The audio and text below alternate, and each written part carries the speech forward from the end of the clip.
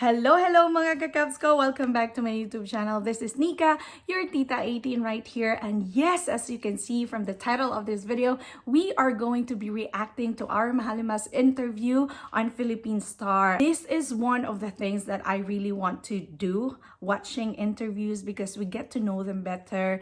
We get to see their goofy side. We get to see their true selves, you know, apart from their show breaks, apart from watching their vlogs, apart from streaming their music videos and songs. I really love watching their interviews because, yeah, just like what I said, we get to hear a lot of quotable quotes. It just makes me happy watching them in their element of being just gentlemen, of being just boys, you know, like the goofiness side of SB19. So yeah, without further ado, let's dive into this interview of Philippine Star with our Mahalima. Let's go.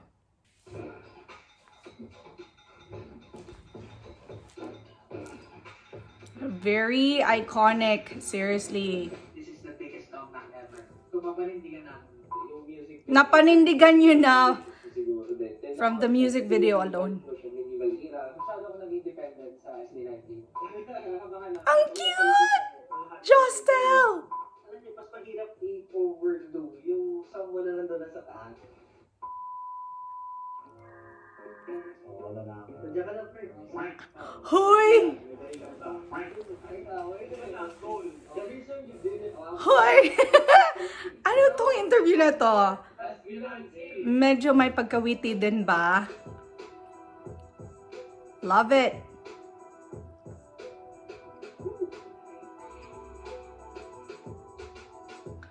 Biggest comeback and upcoming simula at Wakas Tour. Iba-ibang genre, hip-hop, Celtic, Filipino folk, EDM, industrial, at progressive rock, ang dami. So how did you arrive at this unique combination of genres? Ano naging songwriting process nito? Pablo. Sa music, formula po talaga ng SB19 yung parang nag-iiba-iba na tunog sa isang music. Kasi Which is very we're trying unique. to highlight yung ability ng bawat members. Very Pero clever. Besides that, it's possible na mag-relay namin. So yun nga, ano na sabi ko, na parang why not do things kung ano yung Sorry, gusto namin. I couldn't find that in the bedroom in your home. To make it more interesting. Pwede. So wala naman po parang binibigyan natin ng label or specific category per genre is to syempre showcase them on different platforms. And pero for us po, parang naniniwala kami na lahat naman pwede natin pagsama-samahin. Basta it works na-feel namin and na-deliver yung message na maayos. We feel like parang, kung na-feel natin, baka tayo natatakot. Hindi natin malalaman kung hindi natin susunod. This is why SB19 stands out. Process nito, pareho lang sa mga old songs, paano ginawa yung mga songs? So may bago ba dito? Parehas lang po. Sorry ba, yun po talaga siya eh. Kumbaga, yung every feat, every song din po namin parang dialogue. So, kung ano yung feel namin, kung ano yung general emotion ng grupo, yun po yung compulsion. So, 2019 pa lang, alam na namin na This has been a long time coming. They prepared for this so much. So, nung nag-usap kami about the visuals, malaki rin. Kumbaga, very cinematic and very epic din po yung visual. So ano yung pinaka-malaking risk or experiment na you took in making this track? Yung ambitious.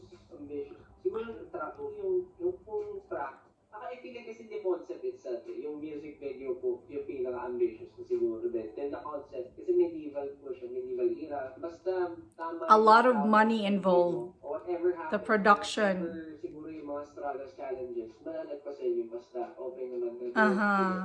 My question is for everyone. Dream Team, 1Z and SB19. Gusto ko malaman din yun. Gusto ko malaman din. Justin! Huy, the editing and then the...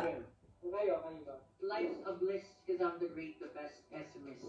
One thing na na-realize ko is talaga yung kamalasan lagi nakakapagod. Being too optimistic can lead to dangerous situations. Yes. You focus on the things that kill you, so you find ways not to die. Quotable quotes! If you focus on the things that kill you, then... You have to focus on the things that would kill you so you find ways not to die. Ano yun, Stel? Wait, teka lang. Ano yung sabi ni Stel? I want to change. Papalit mo sa akin. Papalit na sa akin. Ano?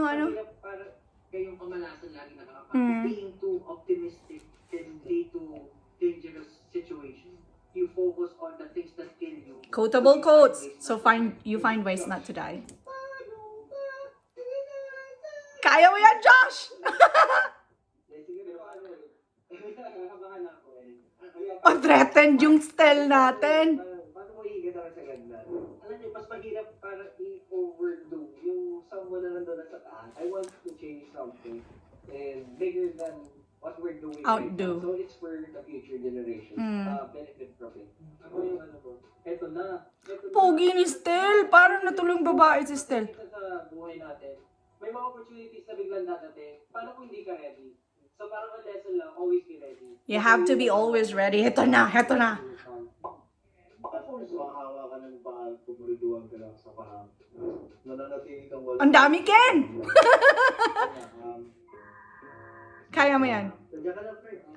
Joker. Paano mararanasan, paano mararamdaman. See how comfortable Ken is with his arms like that. Yung failuring kasi, as long as you treat it as a teacher, you would learn a lot of things sa failure mo. Failure. God, sometimes Ken really, whenever he talks, sometimes we really get a lot of learnings from him as well. Because he's most of the times, he's silent, you know, but when he talks of wisdom, just like Pablo. Well, we are so used to hearing wisdom from Pablo, but whenever everyone gets the chance to answer or gets the chance to be interviewed, and pag hindi sila nahihiya, especially itong si Ken, may mapupulot din tayo sa kanya. Oh my God. Sabi ng mga athlete, diba? I've done a lot of, I've failed a lot of times and naging perfection. So, yun po. Yun po yung maganda. Do not be afraid of failures. Nobody's perfect. Ako po yung favorite ko. I love the background, the BGM. Nagtuturoan. Look at them. Oh God. The youngest at the back. Nagtuturoan. Look at them. So goofy. This is what I'm talking about. Whenever we watch videos of them, especially in this very casual setting, their true selves really come out because there's no pressure from the interviewers. I bet the interviewers are also, you know, they come off as really nice and really approachable and friendly. So our Mahalima, you know, are answering them in their most goofy way, in their really comfortable way, which is really nice. Kasi ito yung parang nilulook forward din ng mga fans ng 18 na makita silang ganito. Hoy, earlier! I love the earlier. The editor. I feel like Because he told you not to do it. And there's a the reason you did it was to show. Hoy, I love it. Hoy, Philippine Star. Alam na alam nyo yung gusto ng 18. Hey, kudos Philippine Star. Parang kinuha nyo na yung job ng mga fan-made videos na nag-e-edit. You did a great job. Kasi pwede na to, Philippine Star. Kinuha nyo ng job yung mga fans. Kasi sobrang nakakatuwa. Parang fan-edit. No bigger reason. Look at Ken, nangaasar. Parang in my own interpretation, parang kasi may experience, the way ko siya gamitin is to improve yung mga ginagawa ko sa bagay. So why am I doing this? Why is this happening? Lahat ko may dahilan. Yung song, komentary din siya sa mga phrases na binibigay sa inyo. Oh, nice observation. Plus may conversation siya. Sino yun yung parang may kausap? Parang pinakausap po namin yung sarili namin. Usually, kaya po nakasulat yung nasa, kasi ba yung mga fathers natin, yung mga tatay natin, yung Listen. mga fathers natin, parang nagsasabihin na siya, anong pakiramdam, anak mo, na ganito yung nangyayari. Oh, yung mga So, fathers natin. It's a higher being na, gusto mo ba yan, ginagawa mo? Tama ba yung ginagawa? Pero nandito kami, gusto namin akitin to hanggan na to, kahit wala siyang hanggan. Kasi gusto namin siya. Oh, Pablo, I guess, is referring to Heavenly Father or the higher being. Kung walang paghihirap at walang success, kailangan may paghihirap para may success. So true. Kailangan may paghihirap para may success. Oh, this is why I love SB19 because they write their own song, especially Pablo, because he could really explain the meaning behind the song, the meaning of the phrases, the lyrics. So that is really commendable because you don't get that in a lot of pop groups now, in a lot of boy bands, because not all of them write their own songs. And here we are, we have SB19 who have a music video director, who has like lyricist, who has like a producer. Everyone has their own role here, so they can totally explain to you what is behind their music video, what is behind their lyricism, what is behind the entire production, the entire process of the song. So, sobra. Kaya nakakabilib talaga tong SB19 eh. Talagang, I don't know, like, kakaiba talaga. One in a million. Parang ganon. Right now, Totally a gem in this how do you generation. think about the success, everything? Of course. Ako pa rin, napaisip ako. Ano lang, ano ba naman sa inyo? Na hindi na tayo normal na tao. Hindi na tayo na yun. Parang masaya, mayroon mga good Oh, things. kasi big Pero, artist na sila gusto ko eh. yung kumain sa video naman gusto kong kumain, lumabas ng video. Oh, Kasi Pablo. wala ng restrictions, yung music para sa sobrang halaga niya. Kasi outlet siya. Pero normal, in a way na minsan di mo alam kung sobrang overflowing ba yung emotions mo when something happens. Yun nga po eh, kung maraming meaning para yung na paano yung bitayin sa ganda. Minsan, Sobrang seryoso nilang tatlo sa baba. mga achievements or Tapos yung dalawa sa likod. emotions na ano yung nararamdaman mo sa ganito. Kasi trabaho ko to araw-araw eh, parang naranasan mo siya. So, sobrang magiging excited pa ako sa mangyayari today. Yung parang unlike before na nag-start ka pa, very excited ka na nararamdaman mo yung mga ganito. Pero at the same time, meron pa rin naman. Siguro, mas na-excite ka lang sa mga future pa na pwede mangyari. Pwedeng gawin. Yung bigger than me, yung parang, yung something like, di ba nang mga pwede pang mangyari sa, parang gusto mong mabuhay na mas matagal na generation, makita ko ano yung na-preserve. May ganun akong laging pino-overthink. Maybe Sky, Ken, and Justin, ano naging contribution ng pag-pursue ng solo projects? Oh. Sa ngayon? That's good. Through our solo projects, there are a lot of discoveries Mm, and things that we learned, definitely. especially sa music making, Mm, writing, composing, ang daming insights and visions na sa paggawa EP or sa pag-conceptualize ng album. Well, I'm doing solo, doon ko na-realize na parang masyado ako naging dependent sa SD19. Kasi nung nagsosolo na ako, nagkaroon ako ng parang fear of performing alone. Parang, yes, I'm doing tours that time, pero... it's valid. Very valid. So, parang ayoko siyang gawin. Parang Oh. nakakatakot siyang gawin. Josh! Ayun nga, parang... I love the BGM, seriously. na nagpo-perform mag-isa. Pero pagka nandun ako sa stage, parang biglang nakaka-feel ako ng parang butterfly. Comfortable feeling. The editor of this video needs a raise. Deserves a raise. Ayan o, ayan sila. Ayan na naman silang dalawa. Ayan o, look at Josh! Nung time na yung last week, parang I think mas lalo na ignite yung pagiging performer sa akin. Parang yun talaga yung Ay, hindi ako makapag-focus kay Stell. I just can't with the two behind them. My God! Ken and Tel. I can't tell. No. Ken and Justin. Kentin. Oh my God! Distraction to sila eh. Distraction. sa idea na pupunta ka sa stage mag-isa, pero pag andun ka na sa situation na nasa stage ka na, nawawala siya. Feeling ko talaga doing solo nung time na yung last week, parang I think mas lalo na ignite yung pagiging performer sa akin. Parang yun talaga yung gusto kong gawin. Like, nasabi ko, siguro hanggang matay ako yun yung gusto kong gawin, mag-perform ko.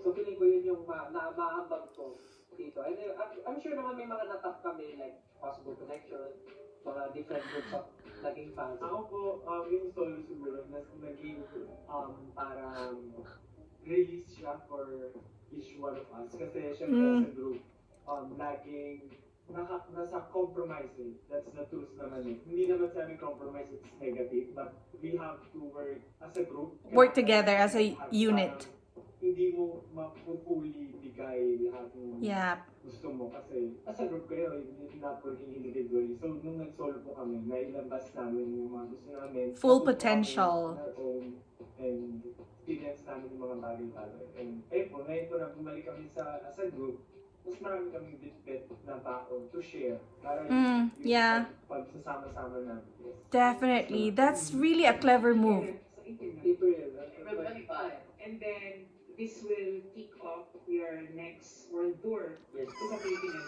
Uwi ako! Sa pagkakas. World tour. Siyempre, Yun namin po eh, sa previous question. Biggest concert? 2.0 ng bawat members.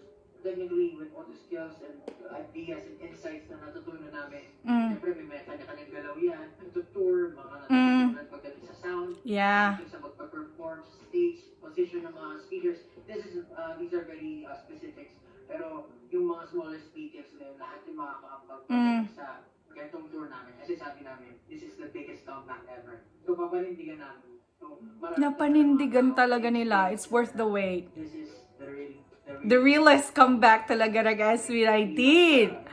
It's worth the wait. Concerts, it's pakiramdam na baby bitin na kahit sa sila. Oh my God! You know,